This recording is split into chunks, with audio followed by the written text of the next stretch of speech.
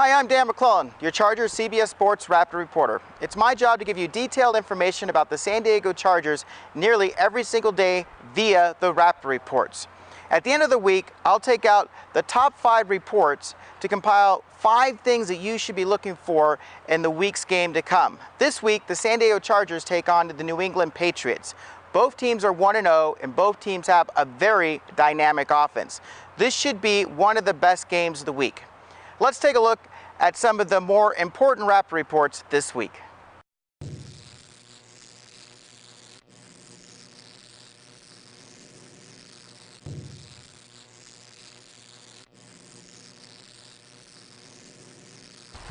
It's not that often at 30 years old a player gets a third chance at an NFL career, such as the case with Nick Novak.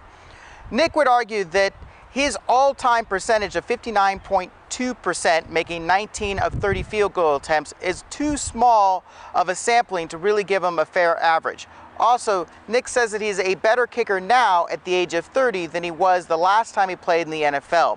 In large part, this is because he has gone out and has gotten help from professional kickers throughout the league, including John Carney, who was a former Chargers kicker here from 1990 to 2000. One of the things that Nick says that he's improved upon is he's straightened himself up. Before, he said he was leaning a bit to the left. He helps with better mechanics. He'll hit more field goals.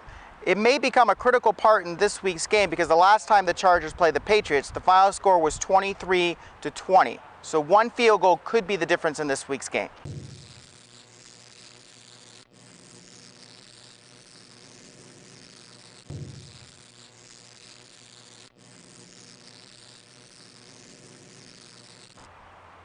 Protect the football. There isn't a head coach in the NFL who isn't going to talk about the importance of protecting the football. Usually the team who has the least amount of turnovers wins the game. Such is the case the last time the Chargers played the Patriots when they had 4 first-half turnovers, all of which killed drives in a game which they ultimately lost 23-20. There was one very memorable turnover in that game, and that was when Richard Goodman sat the ball on the ground after completing his first catch and only catch in the NFL for 25 yards. He thought he was tripped, but he was untouched as he fell to the ground, left the ball behind as he returned the huddle. The Patriots picked up the ball and advanced it, and the Chargers' drive ended. Ultimately, that resulted in points for the Patriots. Now, Bill Belichick doesn't believe that he's going to get those gift opportunities again this time. And Norv Turner has made it a focus of protecting the football throughout camp. Running backs Mike Tolbert and Ryan Matthews both had 3 fumbles lost last year and have made it a focus at securing the ball this year. And so far, they have done a good job of that.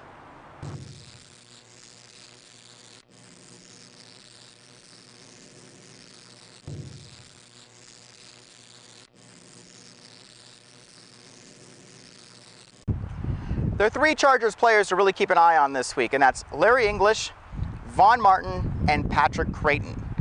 English and Creighton were inactive the first week of the season because of injuries. English had a sore knee and also missed a great deal at the beginning of training camp as his foot healed from an off-season surgery, and English missed a lot of time at the end of last year. The Chargers have really been waiting for their 2009 first-round draft pick to develop, and hopefully they're going to start seeing big things out of him this week. Patrick Creighton went down last year in Week 11 against the Denver Broncos on a 49-yard touchdown reception. He fell to the end zone and hurt his wrist in the process and was put on IR list, and then missed the first week of the season this year because he had his ankle scoped after the first preseason game. Both Creighton and English are really looking forward to the opportunity to make an impact. The other player is Vaughn Martin. Vaughn Martin had a great preseason and training camp and really solidified himself as a key player on the Chargers roster. However, he did that primarily at the defensive tackle position. Last week, Luis Castillo broke his tibia late in the game at defensive end, and Martin went in and covered for him and did a great job. Therefore, Norv Turner said that Martin's going to see a lot more playing time at the defensive end position. Martin should be up for the challenge, but it is a bit of a shift for him to see how well he performs there.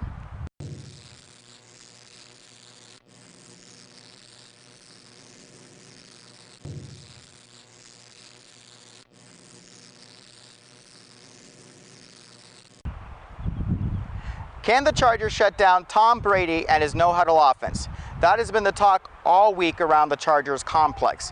Brady threw for 517 yards against the Miami Dolphins on Monday night, while the Chargers defense held Donovan McNabb to only 39 yards of passing in the first week of the season. So you have a defense that did the best job over any defense in shutting down the pass going up against Tom Brady, who threw for more yards than the other quarterback. It should be quite a conflict and see how it plays out.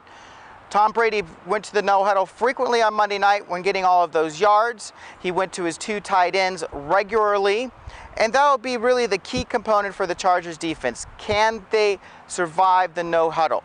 Takeo Spike said really it's about getting the plays in, getting set, and trying to slow down the pace of the game to what the Chargers would like instead of rushing to keep up with the Patriots. Will Brady continue to be able to run that no-huddle and move down the field? Not if the Chargers can put some pressure on Brady and lead to some incomplete passes on first and second down and set down up some third and long situation for the Chargers defense to get off the field. If they can do that continually early on in the game, then that's going to force Brady to go to the huddle and slow down the tempo of the game more to the Chargers defensive liking. Be interesting to see how this plays out.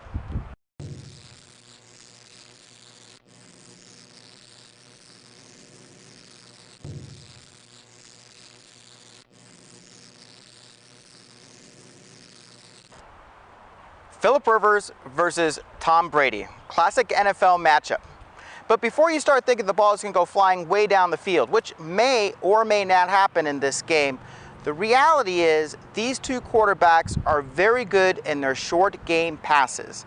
Last week, Tom Brady found Rob Gronkowski and Aaron Hernandez, his two tight ends, 13 times for 189 yards. Meanwhile, Rivers was able to find Gates and Tolbert 17 times for 132 yards and frequently found Ryan Matthews in screen passes. That's how those two quarterbacks were able to get the ball down the field. Whichever quarterback is more efficient in the short game passing game this week will likely be the victor.